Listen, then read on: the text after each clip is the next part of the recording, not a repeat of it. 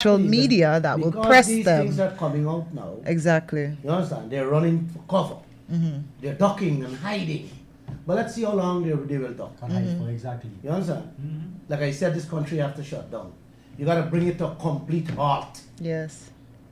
to revamp it. It's a rape. You Yes. can't allow it to anymore. No, you can't allow rape, man. Exactly. We have been raped for too long. Exactly. Kaieteur Radio, keeping you informed. Demerara and Essequibo 99.1 FM. Burbies 99.5 FM. Kaieteur Radio.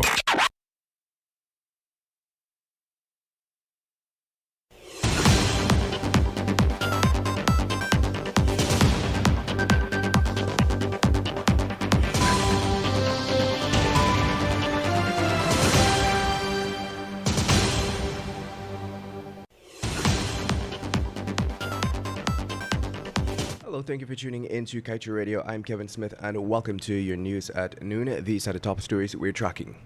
U.S. independent think tank warns Guyana about massive cost overruns for gas projects, says they can be as high as 45% or more. Development or destruction, manganese mining in Matthews Ridge, and alert 60-year-old girl saves mom's life in brutal knife attack. Meanwhile, speeding GDF rank dies in Hararuni accident. Interim town clerk forced to leave meeting after council refuses to recognize her. And elderly man robbed of pension. Stay tuned to stay informed.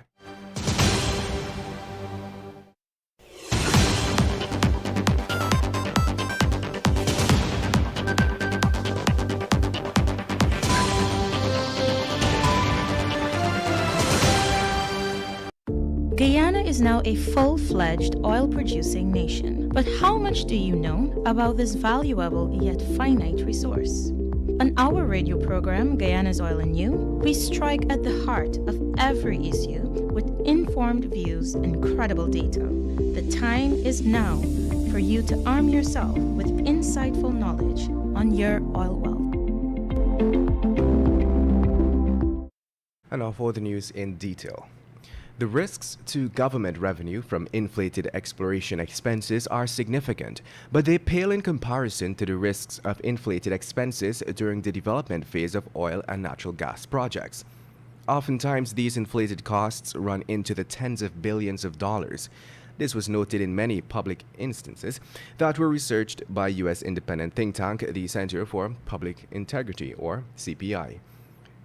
In the cases it examined, CPI found that cost overruns on natural gas projects are the norm rather than the exception, often by 4 to 5% or more. In one of its analytical papers on this subject, CPI noted that initial estimates of capital costs for large petroleum projects are almost never correct. In one of the cases it studied in Angola, CPI found that initial estimates were pegged at approximately $3 billion for one LNG project, while the final costs were over $10 billion. Taking the foregoing into account, the American think tank urged countries, particularly new producers like Guyana, to be wary of the costs for such projects, as the evidence shows they are oftentimes inflated. And now let's tell you, the community of Matthews Ridge has a long history with manganese mining and companies stemming back to the 1960s. In 2016, the Guyanese Manganese Inc., or GMI, a subsidiary of the Chinese state-owned Bosai Minerals Group, obtained the rights to operate there, and since then, issues between the company, their operations, and the local community have been approaching boiling point. Without public disclosure of the contract between the government of Guyana and GMI, it is not possible to ascertain the true value of the resource based on whatever deal was struck between the parties. Despite the mine's obvious beauty and allure, there are many dangers that lurk beneath the surface. According to the environmental impact assessment, there are already elevated levels of manganese in the domestic water supply owing to the geology of the region. However, operations substantially increase the likelihood of those levels elevating further. The assessment warns that apart from the destruction of ecosystems and habitats, manganese contamination in the domestic water supply is likely, and the health impacts for those affected are grave. Consuming contaminated water with elevated levels of manganese can cause impaired cognitive and developmental delays in young children, mental health conditions, and a condition called manganism, which is a Parkinson's-like disease. And moving on, a brave 6-year-old girl reportedly saved her mother's life in a brutal knife attack last Sunday. Her mother, Gendawati Ramdio, was attacked and stabbed several times around 16 hours 30 by her dad, Dwayne Williams, a taxi driver. But it was the alertness of the child that might have saved the woman from being killed.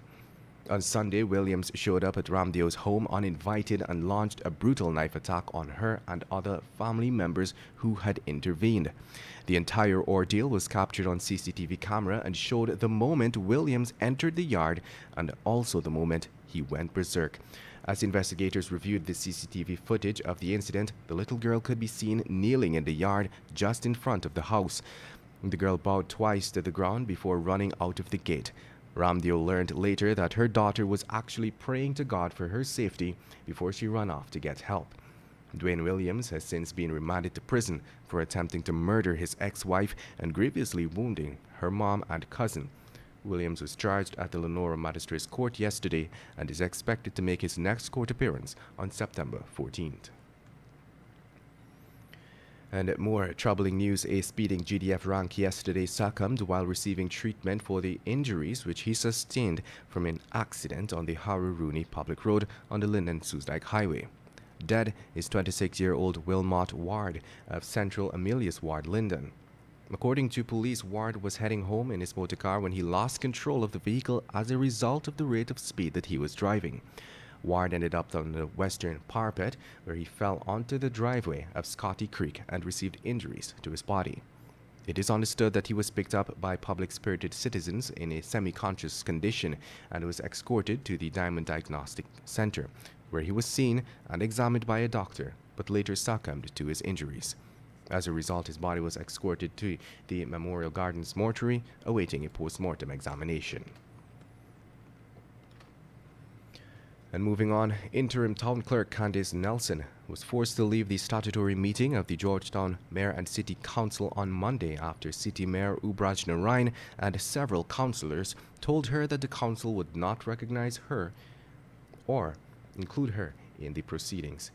The mayor told Nelson that legal proceedings have been filed before the Chief Justice challenging her appointment and that she should leave the meeting. Several councillors supported the mayor's position by protesting Nelson's presence at the meeting. Though she left the meeting, Nelson has since written to the Local Government Commission and Minister of Local Government and Regional Development, Nigel Dharamlal, explaining that the abuse and disrespect, according to her, of the council is preventing her from effectively carrying out her statutory duties. In addition, Nelson claimed that allegations of forgery have been uttered also against her by the mayor, which resulted in her leaving the meeting. You're listening to Kaieteur Radio 99.1 and of course 99.5 FM. This is your news at noon. We will return after the break. Kaieteur Radio. Covering Guyana from coast to coast. Demerara and Essequibo 99.1 FM. Berbice 99.5 FM. Kaieteur Radio. This is GHK Lal inviting you to join me weekdays from Monday to Friday on the National Outlook for commentary on a range of issues. Immediately after the 12 noon and 7 p.m. newscasts on Kaieteur Radio at 99.1 FM and 99.5 FM. Looking forward to you sharing in the conversation. Welcome back. Let us continue with the news. A 72-year-old man who had just collected $187,000 in pension was on Monday morning robbed by a lone bandit. The incident occurred around 11 hours sometime after the pensioner exited the Lenora post office on the west coast of Demerara. He then went to a pharmacy opposite the Lenora fire station to purchase some medication. After he was about to enter the pharmacy, the suspect approached, grabbed the pensioner's purse, which contained the money, and started to run away. Investigations are ongoing. Meanwhile, members of the Guyana Police Force have launched a manhunt to locate a suspect who disguised himself as a woman, walked up to two men who had reportedly bullied him, and shot at them, injuring one. The police reported that the shooting incident occurred at Block 22, Wismer Linden, on Monday around 19 hours. We understand that the 20-year-old male suspect and the 38-year-old male victim have an ongoing issue which resulted in previous conflicts. On Monday, around 16 hours, the suspect was reportedly taunted by the victim and his friends as they walked through the area where the suspect lives, shouted his name, and laughed at him. Ranks, acting on information received, went to the suspect's home, but while approaching the house, observed the suspect running shirtless into a dark gully area and making good his escape. In other news, the Teaching Service Commission, or TSC, launched its digital application process for teachers yesterday. During the launch on Tuesday at TSC's office in Brickdam, Georgetown, TSC Systems Analyst Ray Basu explained that the new online system will put an end to the lengthy manual paper application process. He noted that the online service will assist teachers applying for junior and senior positions, as well as teachers seeking transfers. Basu explained that applications for senior positions such as head teachers, deputy head teachers, and heads of department usually take 9 months to process. But now with the online application, this has been reduced to roughly 2 months. He said also that the process for persons applying for junior positions usually took weeks, but that has now been reduced to 3 days. With the time now moving on to 12 hours 35, time for a COVID-19 update, followed by the page 7 in the Kaieteur News that is dedicated to being blunt. The country's COVID-19 death toll has moved to 601, with 4 new deaths being recorded by the Ministry of Health yesterday. According to the ministry, the latest fatalities are that of 2 women, a 93-year-old from Region 3 and an 80-year-old from Region 4, and 2 men, an 83-year-old from Region 10 and a 52-year-old from Region 4. 134 new infections were recorded, bringing the total number of confirmed COVID-19 cases to 24,506. Presently, there are 22 patients admitted in the COVID-19 ICU, 96 in institutional isolation, 1,325 in home isolation, and 7 in institutional quarantine. To date, a total of 22,462 persons who tested positive for the virus have recovered. The wisdom from analysts, such as spoken at the Baker Institute in Texas, is that Guyana will be the largest producer of oil per capita in a few years, meaning that for each Guyanese man, woman, and child, this country would be producing more oil than any other country. What the speaker didn't mention was that under the cunning leadership of the PPP government, with Vice President Jack Dio, the most cunning, each Guyanese man, woman, and child outside PPP cronies will be the biggest losers, despite that oil production. Per capita, each Guyanese will be among the poorest anywhere in the universe, with oil leaders like the President and Vice President. And with that, we've come to the end of today's News at Noon. I'm Kevin Smith. Thank you for listening.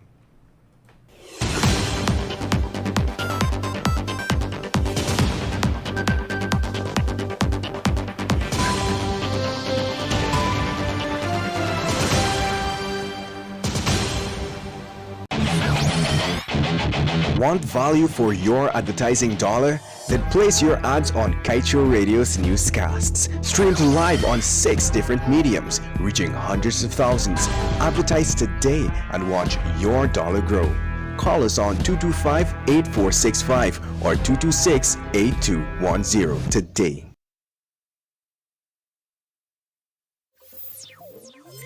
Guyana, our leaders maintaining the slave mentality we come from.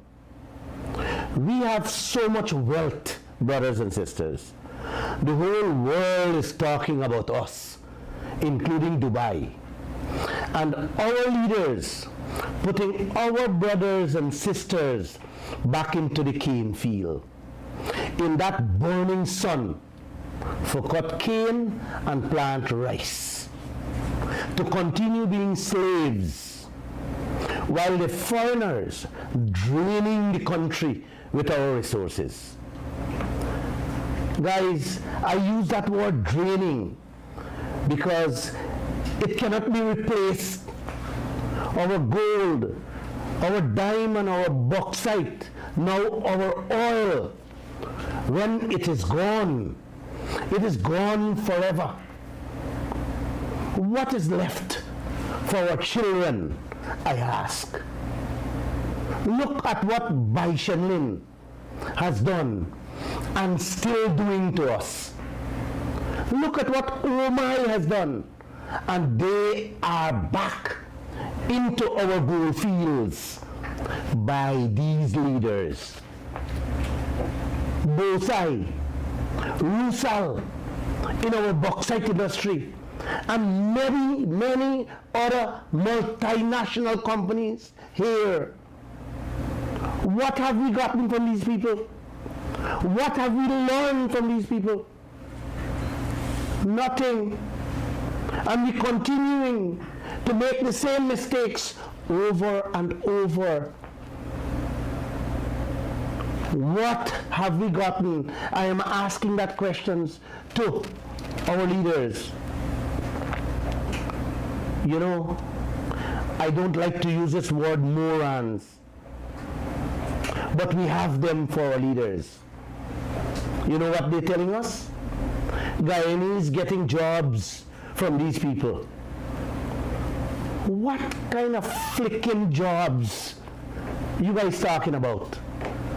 Low paying? Surviving money? Subsistence? To keep us slaves? Come on, guys. Come on. You have to do better. You have to do better than this. I say so. And I'm damn upset. I think all of you should be upset too, Guyana.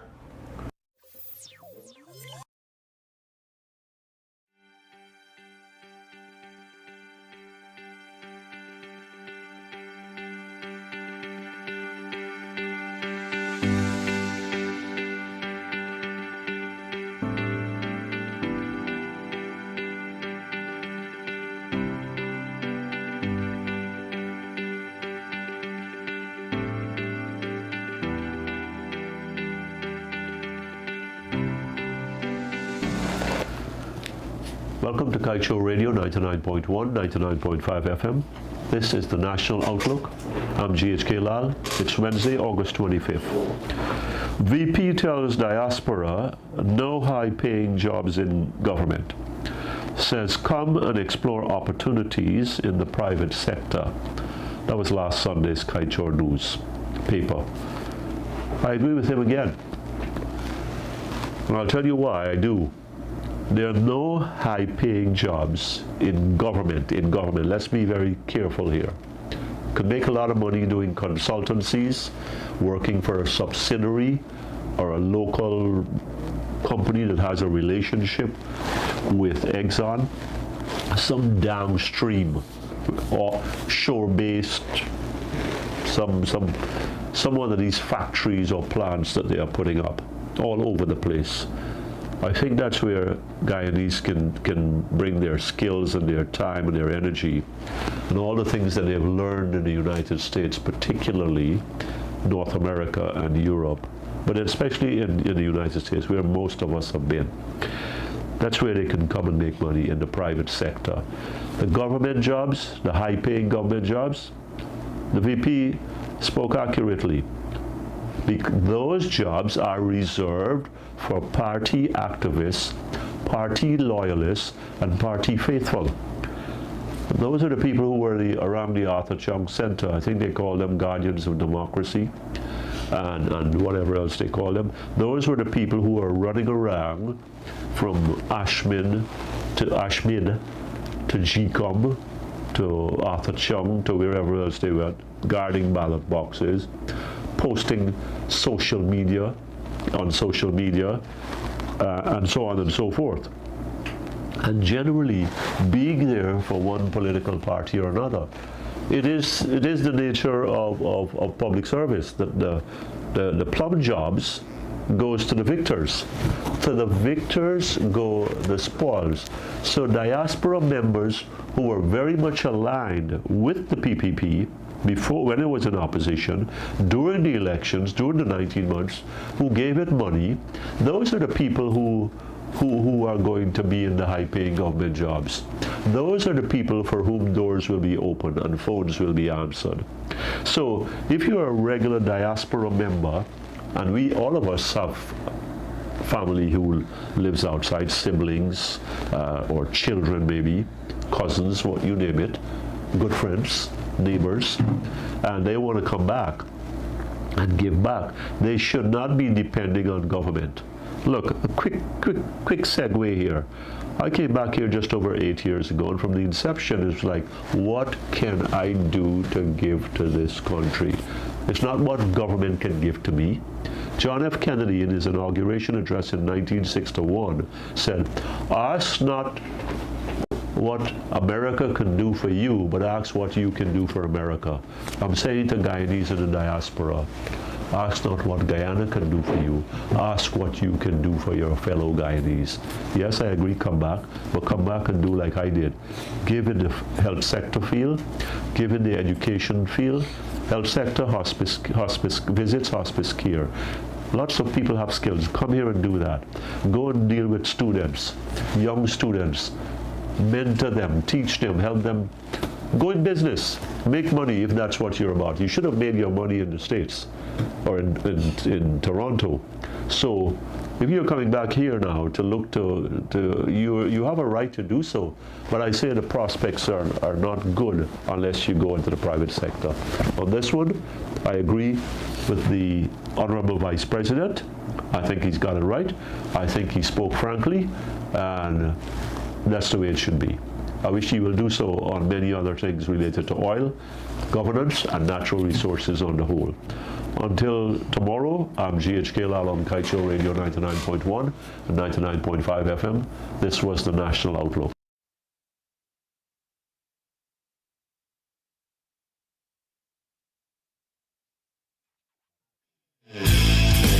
Welcome to the station where the music blasts through, because life is fun.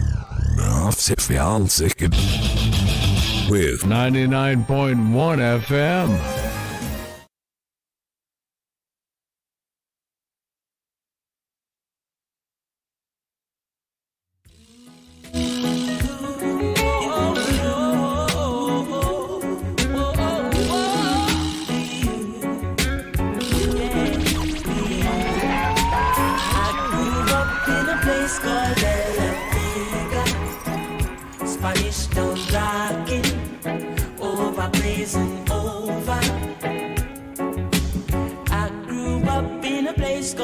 Some city, Spanish town grooving, everybody nice. Spanish town, me born, that's where me come from. From me looking at my face, you see a De La Vegan. Well, I say Max and Glazer and Chief Federation. Strictly roots and culture play for nice station. Yeah, me let you know you, them and all the money promoter. We are the see the dance done, I'm ready. Spain town original. And my neighbors drink out over Spanish town hospital. To me mama name, Nana Spanish town original. And my papa name Kaneka Spanish town original. And my granny name Peggy Spanish town original. Them call her sticker cause she don't normal. For your grandson Kaneka and she feel marshal. If I dance at school, we are the principal. And now I'm loving is you girl. Sunshine in the flowers, jealous of the power of you girl. Reason in my heartbeat, we hit the bed but no sleep. Ooh girl. Body like a blessing, say amen when you undress in front of me. Ooh, I would happily call you the better half of me. Yeah. Put loving, wake me up in the morning. Make it right before the lights up. Put on the pleasure when nobody is calling. I make her face light up. Me get the ratings from just how me performing. She know I got the right touch. And she no stop request me daily. My one and only lady, cause lately she knows her. I understand the body language you're speaking. The physical attraction. The little things you do, your temperature peaking. I'm loving your dimensions. Well put together now the beauty revealing. You captured my attention. Cause girl, you got the real thing that on my bending knee thing. My feelings are so sure. You girl, sunshine and the flowers, jealous of the power of you girl. You girl, reason that my heartbeat be hit the bed but no sleep. Ooh girl, body like a blessing, say amen and you undressing friends. Stressing me out for family. Shots are the ones me know me never cheat. You can't stay the top. God knows I'm never do it, girl. Shots are the ones I think you need to go sleep. You can't stay the top.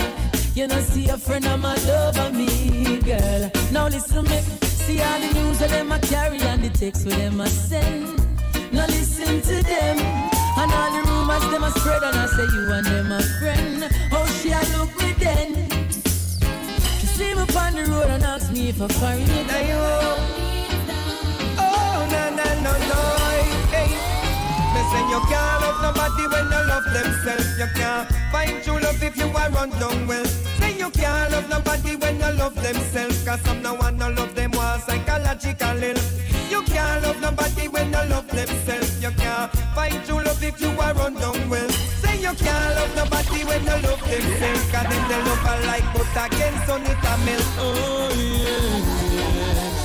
yes, I'm tired, but I'm still gonna love you tonight. Yes, you've been waiting, so I'm gonna love you all night. Yes, though I'm weary, I'm still gonna give you love. Still gonna make you feel that this is more than real.